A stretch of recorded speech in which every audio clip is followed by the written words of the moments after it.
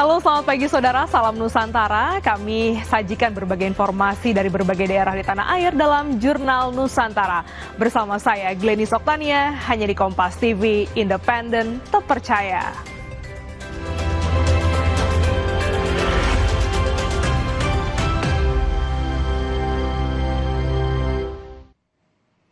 Saudara, sebuah gudang rokok di Situbondo, Jawa Timur terbakar pada Jumat malam. Api diduga berasal dari korsleting listrik.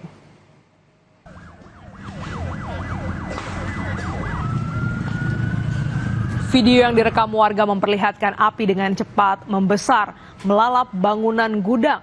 Lokasi gudang yang berada dekat permukiman membuat warga panik. Petugas sempat kesulitan karena akses masuk gudang sulit dibuka.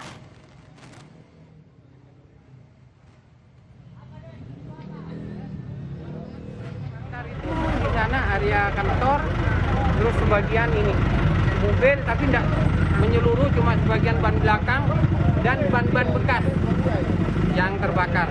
Cuma pertama tadi waktu masuk untuk memadamkan ini, pagarnya sulit untuk kita buka. Jadi kita dobrak satu pintu yang sebelah utara, kita robohkan. Dugaan sementara apa ini? Dugaan sementara korsleting listrik.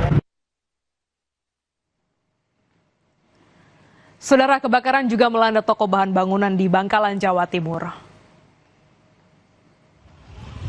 Asap hitam membumbung tinggi dari toko bahan bangunan yang terbakar pada Jumat pagi. Diduga api berasal dari puntung rokok karyawan toko. Petugas pemadam kebakaran sempat kesulitan melakukan pemadaman karena banyak minyak cat dan thinner yang ikut terbakar. Tidak ada korban jiwa akibat kebakaran ini.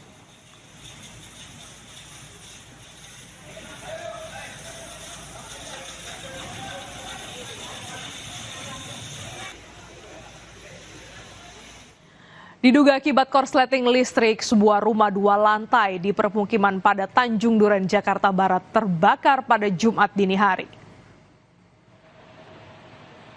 Kebakaran sih yang dapat. Kobaran api membakar sebuah rumah 2 lantai di Jalan Rambutan Timur 6, Tanjung Duren, Jakarta Barat, Jumat dini hari. Api dengan cepat membesar dan membakar seluruh barang yang berada di dalam rumah tersebut. Petugas pemadam kebakaran di lokasi terpaksa menjebol paksa pagar rumah yang masih terkunci.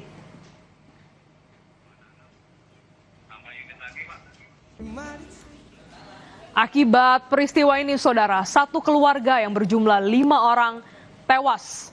Seluruh jenazah dibawa ke Rumah Sakit Cipto Mangunkusumo guna kepentingan penyelidikan.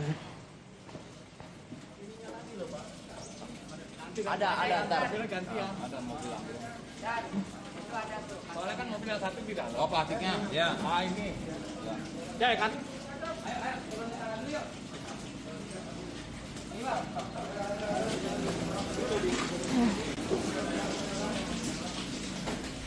Asrama Polri di Jalan Dan Mogot Kalideres, Jakarta Barat terbakar. Api diduga pertama kali muncul dari salah satu kamar di lantai 4 asrama Blok O.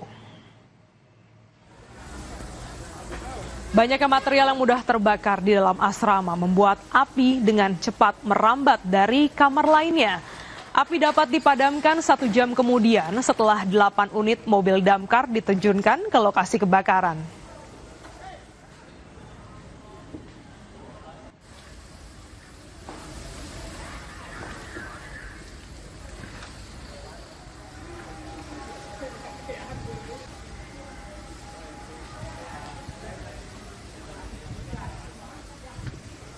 Informasi lainnya, saudara, 8 korban jatuhnya helikopter di Kalimantan Barat telah dievakuasi.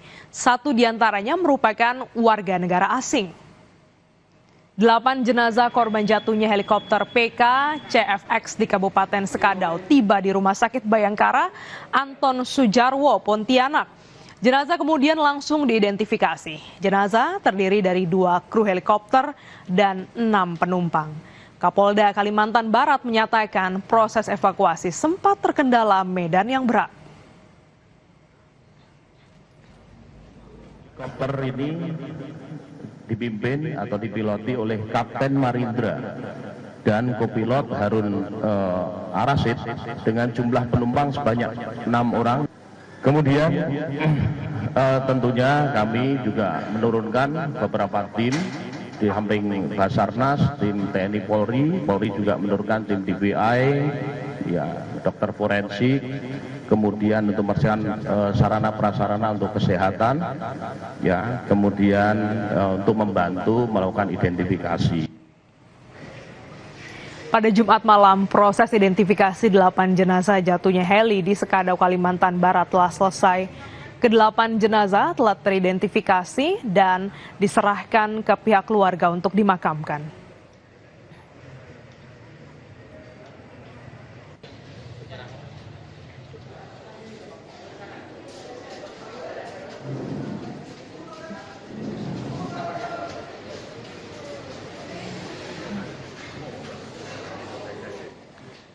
Saudara, kesiapsiagaan Basarnas Ambon, Maluku di tengah cuaca yang seringkali ekstrim di wilayah kepulauan akan kami hadirkan ulasannya sesaat lagi di Jurnal Nusantara bersama Kepala Kantor SAR Ambon.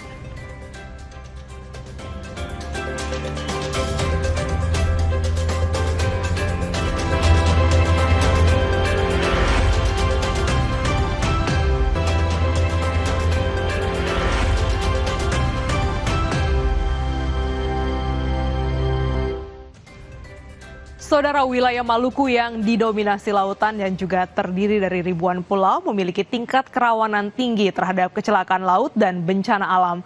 Di tengah tantangan geografis ini, tim SAR Ambon hadir memberikan layanan penyelamatan siaga selama 24 jam. Di tengah kondisi geografis Maluku yang didominasi laut luas dan wilayah terpencil, tim SAR Ambon menjadi garda terdepan dalam setiap misi kemanusiaan. Mereka siaga 24 jam tanpa mengenal waktu. Siang dan malam, personil SAR selalu siap bergerak cepat saat menerima laporan darurat. Mulai dari kecelakaan kapal, nelayan hilang, hingga evakuasi korban bencana. Dalam setiap misi, mereka menghadapi berbagai resiko. Cuaca ekstrim, gelombang tinggi, dan akses yang sulit menjadi tantangan yang harus mereka taklukkan. Tim SAR Ambon menggunakan berbagai peralatan, mulai dari kapal SAR, perahu karet, hingga perangkat navigasi dan komunikasi. Dengan dukungan ini, proses pencarian dan penyelamatan menjadi lebih cepat dan efektif. Kantor Pencarian dan Pertolongan Ambon, Basarnas, melaksanakan tugas siaga 24 jam. Apabila sewaktu-waktu ada informasi terkait dengan kecelakaan, informasi dari masyarakat untuk memberikan bantuan SAR, Basarnas Ambon langsung merespon dengan menerima laporan tersebut dan menggerakkan personil dan peralatan menuju ke lokasi kejadian. Mereka juga memperkuat koordinasi lintas instansi. Tim SAR bekerja sama dengan TNI Polri dan masyarakat setempat dalam setiap operasi di lapangan. Di balik setiap misi penyelamatan, ada dedikasi dan pengorbanan besar. Tim SAR Ambon terus membuktikan bahwa kemanusiaan selalu menjadi prioritas utama. Immanuel Alfred, Yahya Lating, Kompas TV, Ambon, Maluku.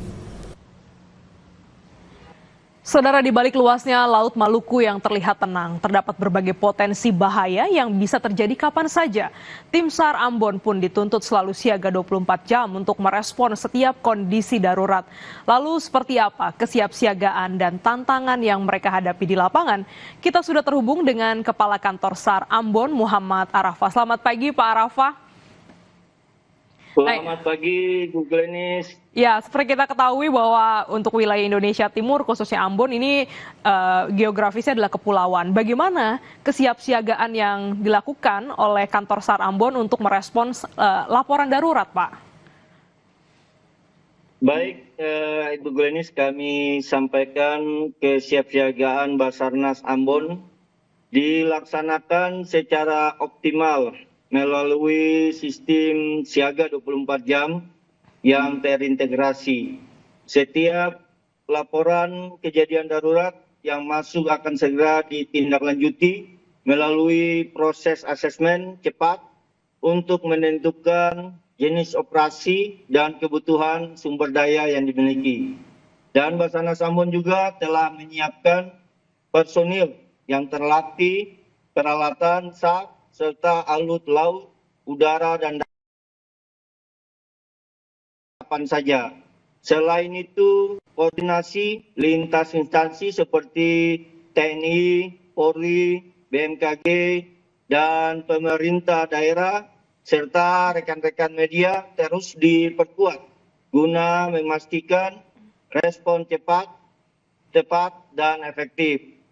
Dan juga pelaksanaan latihan rutin, simulasi, serta peningkatan kapasitas sumber daya manusia menjadi bagian penting dalam menjaga kesiapan dalam menghadapi berbagai potensi bencana, terutama di wilayah Maluku yang didominasi wilayahnya perairan. Demikian. Iya, Pak Rafa, kita tahu tadi Bapak menyinggung bagaimana ketika ada laporan darurat ini direspons dengan cepat.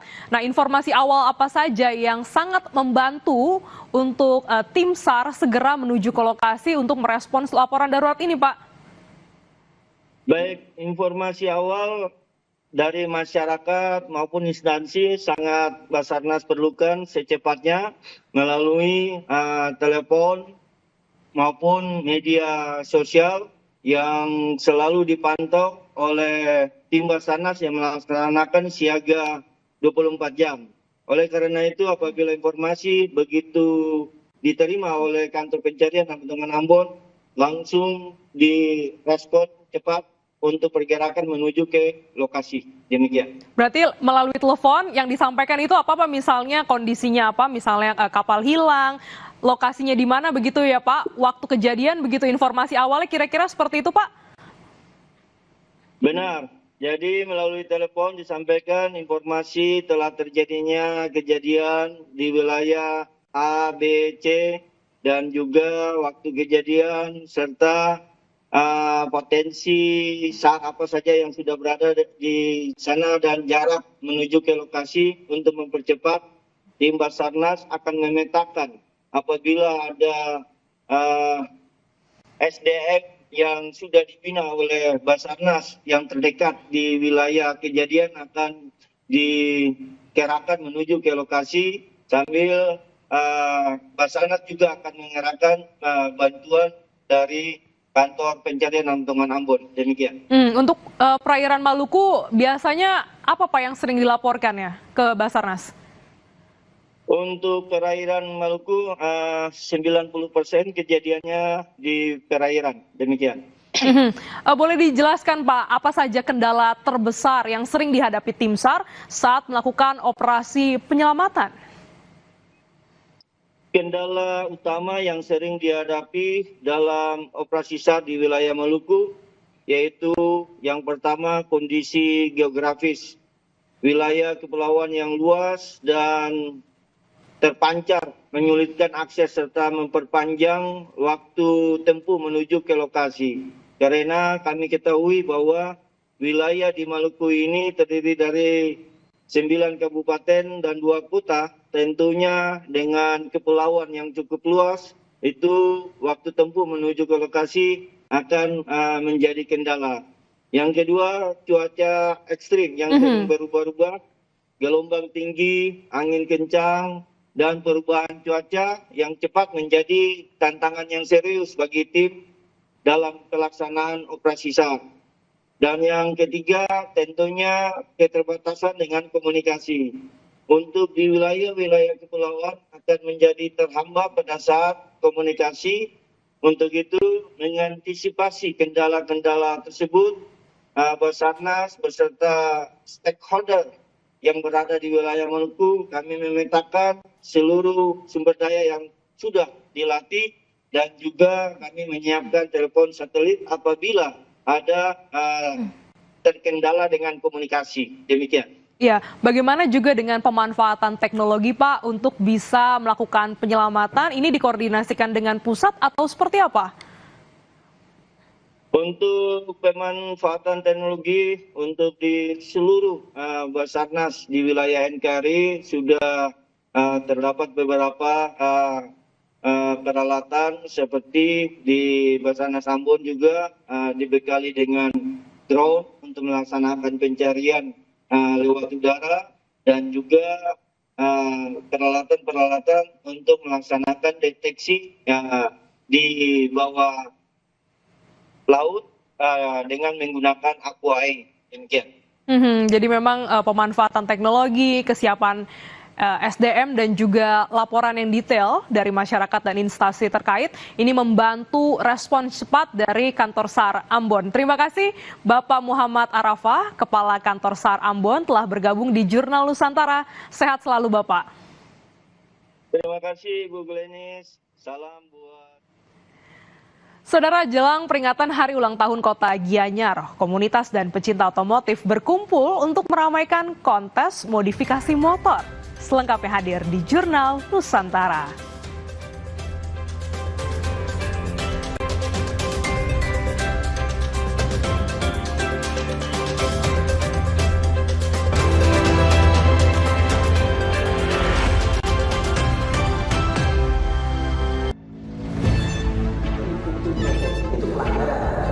Zamannya sekarang perilaku korup ada di BUMN kita. Jangan lompat ke kesimpulan tanpa menjelaskan detailnya. Saya anak buahnya Prabowo. Gaji tidak naik ya. 5.000 orang. Bahwa hal tersebut tidak boleh. Bola Liar setiap Jumat pukul 8:30 malam live di Kompas TV. Ketahui berita dan informasi seputar kekhasan, gagasan, tantangan, serta inovasi di 38 provinsi dan 514 kabupaten kota di seluruh tanah air yang terajut menjadi inspirasi bagi bangsa. Berbagai informasi aktual dan menarik dari berbagai daerah di tanah air dalam Jurnal Nusantara. Ikuti Jurnal Nusantara setiap hari pukul 6:30 pagi live di Kompas TV.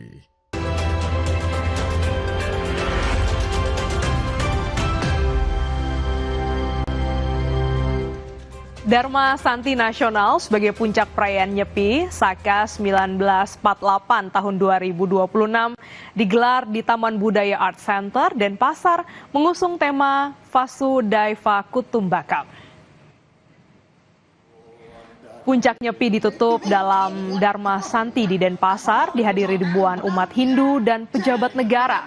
Tema tahun ini menekankan persatuan dan toleransi. Menko PMK Pratikno menyebut nilai Vasudhaiva Kutumbakam memperkuat kebersamaan, di mana acara ini juga menjadi ruang refleksi menuju Indonesia harmonis. Presiden Prabowo Subianto melalui virtual juga mengucapkan selamat Dharma Santi 2026 serta menekankan pentingnya kebersamaan dan harmoni. Bagi umat Hindu, mari Saudara, jelang peringatan Hari Ulang Tahun Kota Gianyar, komunitas dan pecinta otomotif berkumpul untuk meramaikan kontes modifikasi motor. Berbagai kelas dilombakan mulai dari 2 tak modif hingga Vespa klasik.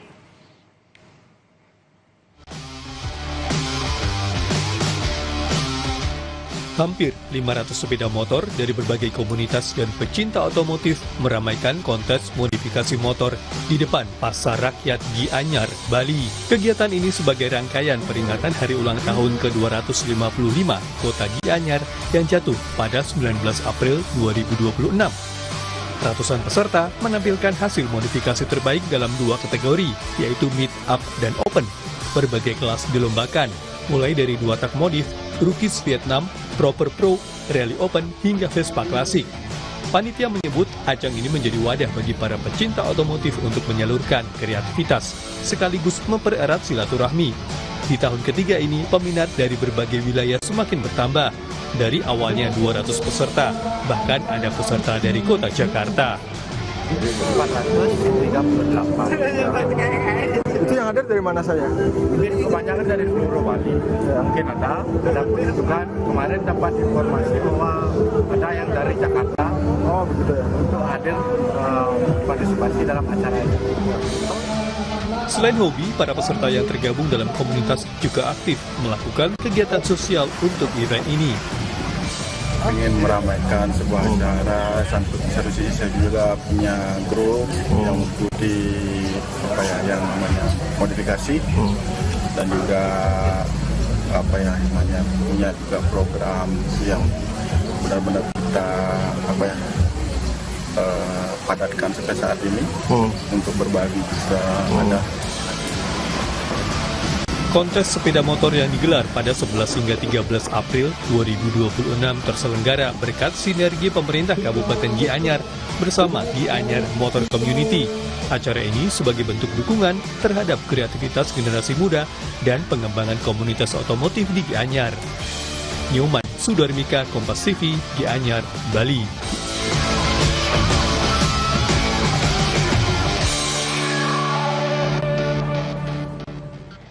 Saudara, 30 menit sudah kami menemani awal hari Anda dengan beragam informasi menarik dari berbagai daerah di tanah air. Jurnal Nusantara kami akhiri. Sampai jumpa esok hari. Saya Glenny Soktania, tetaplah di Kompas TV, independen, terpercaya.